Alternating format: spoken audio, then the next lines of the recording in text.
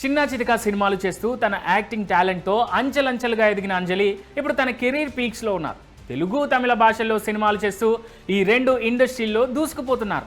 ఇక ఈ విషయం కాస్త పక్కకు పెడితే ఈ బ్యూటీ రైటర్ కోన వెంకట్తో రిలేషన్లో ఉన్నారనే గాసిప్ ఎప్పుడూ నెట్టింట కనిపిస్తుంటుంది, తరచుగా వినిపిస్తుంటుంది.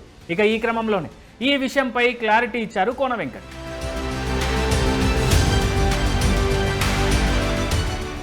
రీసెంట్గా ఓ ఇంటర్వ్యూకి వెళ్ళిన కోన వెంకట్ అంజలితో తన రిలేషన్షిప్ గురించి, ఆమె లైఫ్ గురించి, చిన్నప్పుడు పడిన కష్టాల గురించి ఎమోషనల్ కామెంట్స్ చేశారు. అంజలిపై తనకు సాఫ్ట్ కార్నర్ ఉందన్న కోన తనను చెల్లెలిగా, కూతురిగా, స్నేహితురాలిగా ఎలా పిలవమన్నా పిలుస్తానంటూ చెప్పారు. అంజలి వ్యక్తిగత జీవితం చాలా తక్కువ మందికే తెలుసని, తన బాల్యం సంతోషకరంగా సాగలేదని చెప్పారు. అంజలి పేరెంట్స్ దగ్గర కూడా ఎప్పుడూ లేదని, పిన్ని దగ్గరే పెరిగిందని, పైగా ఆ పిన్నే తనను ఎన్నో బాధలకు గురి చేసి మోసం చేసిందంటూ చెప్పాడు.